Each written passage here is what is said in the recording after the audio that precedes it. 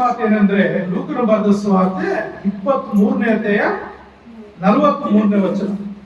ಅದಕ್ಕೆ ಯೇಸು, ಇವತ್ತೇ ನನ್ನ ಸಂಗಡ ಪರದೇಶಿನಲ್ಲಿರುವೆ ಎಂದು ನಿನಗೆ ಸತ್ಯವಾಗಿ ಹೇಳುತ್ತೇನೆ ಎಂದು ಉತ್ತರ ಕೊಟ್ಟನು. ಏನಂತೆ? ಇವತ್ತೇ ನನ್ನ ಸಂಗಡ ನೀನು ಪರದೇಶಿನಲ್ಲಿರುವಿ. ಈ ಮಾತನ್ನ ಯಾರು ಹೇಳ್ತಾ ಇದ್ದಾನೆ? ಒಬ್ಬ ಕಳ್ಳನಿಗೆ ಹೇಳ್ತಾ ಇದ್ದಾನೆ. ಅಲ್ಲಿ ಏನಾಗುತ್ತಂದ ಪ್ರೇರೆ, ಯೇಸು ಸ್ವಾಮಿನ ಹಿಡಿಯಲ್ಪಟ್ಟು ಶಿಲುಬೆಗೆ ಹಾಕುವಾಗ ಆ ಜೈಲಿನಲ್ಲಿ ಬೇರೆ ಇಬ್ಬರು ಅಪರಾಧಿಗಳಿರ್ತಾರೆ. ಅವ್ರಿಗೂ ಒಂದು ಶಿಲುಬೆಯ ಮರಣನ ನಿಶ್ಚಿತ ಮಾಡ್ತಾರೆ.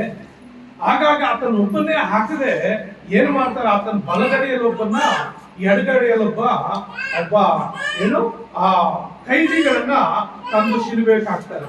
ಪ್ರಿಯರನ್ನ ಸಹೋದರರೇ, ಅಲ್ಲಿ ಏನಾಗುತ್ತಂದ್ರೆ ಆ ಕೈದಿಗಳನ್ನ ಆ ಶಿಲುಬೆಗೆ ಹಾಕುವಂತ ಸಂದರ್ಭದಲ್ಲಿ ಅಲ್ಲಿ ಇಬ್ಬರು ಅವ್ರು ಪಾಪಿಗಳೇ, ಅವ್ರು ದುಷ್ಟರೇ.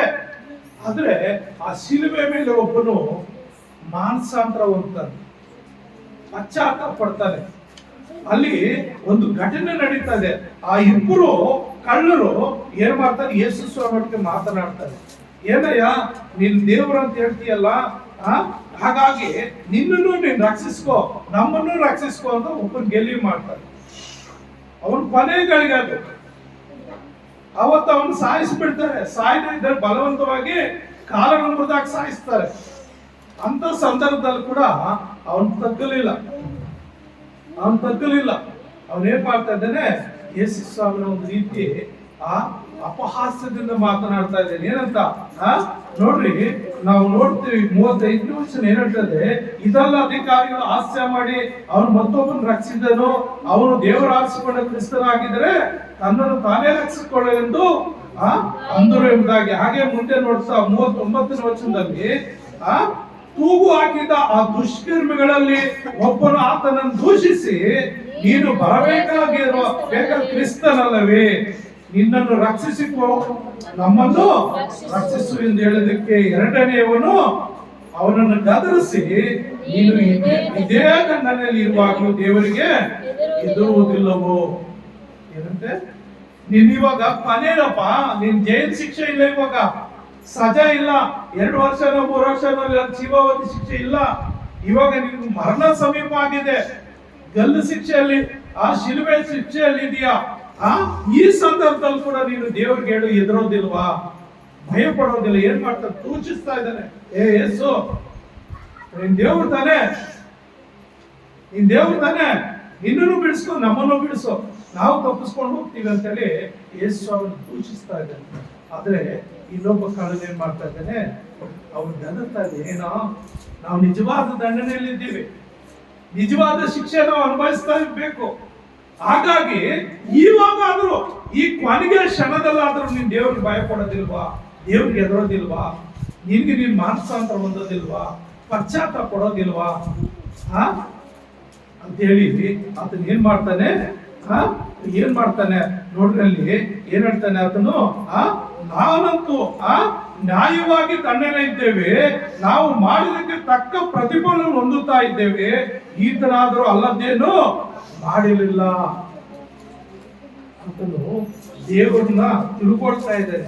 ಈತನ ಅಲ್ಲದೇನು, ಈತನ ಯಾವ ಪಾಪ ಮಾಡಿಲ್ಲ, ಈತನ ಬೈಯವರು ಬೈಯಿಲ್ಲ, ದೂಷಿಸುವಂತ ದೂಷಿಸಿಲ್ಲ. ಆ ಶಿಲುಬೆ ಮೇಲೆ ಏರಿಸ್ಕೊಂಡು ಮೊದಲು ಎಷ್ಟೋ ಹಿಂಸೆ ಕೊಡ್ತಾರೆ, ಯಾರ ಮಾತನ್ನು ಏನು ದೂಷಿಸಲಿಲ್ಲ, ಎಲ್ಲರೂ ಕ್ಷಮಿಸುವಂತ ಪ್ರಾರ್ಥನೆ ಮಾಡ್ತಾರೆ. ನಿನಗೋಸ್ಕರ ಕೂಡ ಪ್ರಾರ್ಥನೆ ಮಾಡಿದ್ದೇನೆ, ನನಗೋಸ್ಕರ ಕೂಡ ಪ್ರಾರ್ಥನೆ ಮಾಡಿ. ಯಾಕಂದ್ರೆ ಆ ಮಾತನಾಡ ಅವರು ಕೂಡ ಶಿಲುಬೆಯಲ್ಲಿದ್ದರು. ಇನ್ನಾದ್ರೂ ನೀನು ಮಾನಸಾಂತರ ಪಡೋದಿಲ್ವಾ, ನಾವು ನಿಜವಾದ ದಂಡನೆಯಲ್ಲಿ ಇದ್ದೇವೆ, ಆತನ ಅಲ್ಲದ್ದೇನು ಮಾಡ್ಲಿಲ್ಲ ಅಂತ ಹೇಳಿ ಯೇಸು ಸ್ವಾಮಿ ಹತ್ರ ಏನ್ ಹೇಳ್ತಾ ಇದ್ದಾನೆ, ಯೇಸುವೇ, ನೀನು ನಿನ್ನ ರಾಜ್ಯವನ್ನು ಪಡೆದನಾಗಿ ಬರುವಾಗ ನನ್ನನ್ನು ನೆನೆಸಿಕೋ. ಸಣ್ಣ ಪ್ರಾರ್ಥನೆ. ನೀನ್ ನಿಜವಾಗ್ಲೂ ಮರಣ ಹೊಂತೀಯಪ್ಪ, ನೀನು ಮತ್ತೆ ನೀನು ಎದ್ದು ಬರ್ತೀಯ, ನಿನ್ನ ರಾಜ್ಯವನ್ನು ಸ್ಥಾಪಿಸ್ತೀಯ, ಆ ಪರಲೋಕ ರಾಜ್ಯ ಸ್ಥಾಪಿಸ್ತೀಯ, ಅದು ಯುಗಾಂತರಗಳು ಜೀವಿಸುವಂತ ರಾಜ್ಯ, ಅಲ್ಲಿ ಯಾವುದೇ ಒಂದು ಮರಣ ಇಲ್ಲ, ಅದು ನನ್ ಗೊತ್ತುಂಟಪ್ಪ. ಆದ್ರೆ ನಾನು ಪಾಪಿ, ನಾನು ಕಳ್ಳನು, ನಾನು ದ್ರೋಹ ಮಾಡಿದಂತವನು, ತಕ್ಕ ಶಿಕ್ಷೆಯಲ್ಲಿದ್ದೇನೆ. ಆದ್ರೆ ಒಂದು ಕ್ಷಣ ನನ್ನ ಮೇಲೆ ನಿನ್ನ ಕರುಣೆ ತರಿಸು.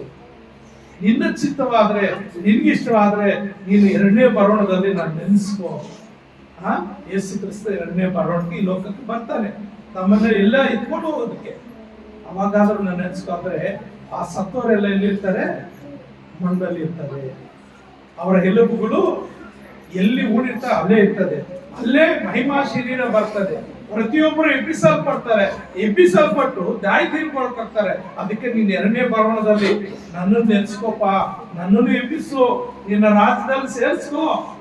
ನಾನು ಪಶ್ಚಾತ್ತಾಪ ಪಡ್ತಾ ಇದ್ದೀನಿ, ನಾನು ಮಾಡಿದ ತಪ್ಪಿಗೆ ನಾನು ಕ್ಷಮೆ ಹೊಂದುತ್ತಾ ಇದ್ದೀನಿ, ನಾನು ಮಾನಸಾಂತರ ಹೊಂದುತ್ತಾ ಇದ್ದೀನಿ, ನಿನ್ನ ರಾಜ್ಯದಲ್ಲಿ ನನ್ನ ನೆನೆಸ್ಕೋ ಅಂತ ಹೇಳುವಾಗ ಯೇಸು ಕ್ರಿಸ್ತ ಅವನಿಗೆ ಏನ್ ಹೇಳ್ತಾ ಇದ್ದಾನೆ? ಇವತ್ತೇ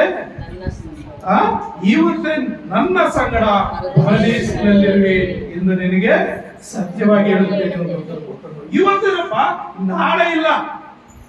ಮತ್ತೆ ನಾನು ಎರಡನೇ ಬರೋಣ ನೀನ್ ಕಾಯೋ ಅವಶ್ಯಕತೆ ಇಲ್ಲ. ನಾನು ಎರಡನೇ ಸಾರಿ ಯಾವಾಗ ಬರ್ತೇನೆ ನನ್ಗೆ ಗೊತ್ತಿಲ್ಲ. ತಂದೆಯ ದೇವರು ಯಾವಾಗ ಕಳ್ಸಿಕೊಡ್ತಾನೆ ಅವಾಗ ಬರ್ತೀನಿ.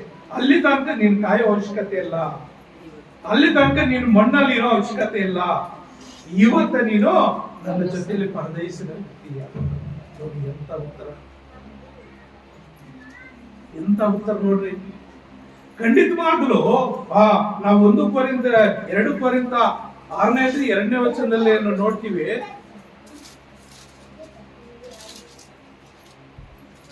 ದೈವ ಜನರು ಲೋಕಕ್ಕೆ ತೀರ್ಪು ಮಾಡುವರೆಂಬುದು ನಿಮಗೆ ತಿಳಿಯದು. ಲೋಕವು ನಿಮ್ಮಿಂದ ತೀರ್ಪನ್ನು ಅದಲ್ಲಮ್ಮ.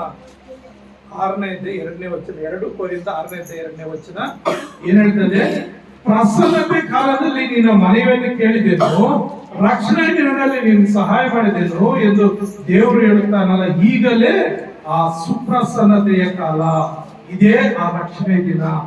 ಈಗಲೇ ಆ ಸುಪ್ರಸನ್ನತೆಯ ಕಾಲ, ಇದೇ ಆ ರಕ್ಷಣೆ ದಿನ. ಆ ಕಲ್ಲಂಗಿ ಮಾತು ಅನ್ವಯಿಸ್ತದಲ್ಲ. ನಾನು ಯಾವಾಗೋ ಬಂದಾಗ ನೀನು ಕರ್ಕೊಂಡು ಹೋಗಲ್ಲಪ್ಪ, ಈ ಕ್ಷಣ, ಇವತ್ತೇ ಒತ್ತು ಮೊಳಗು ಮೊದಲೇ ನೀನು ನನ್ನ ಜೊತೆಯಲ್ಲಿ ಪರದೇಶಿರ್ತೀಯ. ಕಾರಣ ಏನು? ಪಶ್ಚಾತ್ತಾಪ. ಕಾರಣ ಏನು? ಪಶ್ಚಾತ್ತಾಪಟ್ಟನವನು.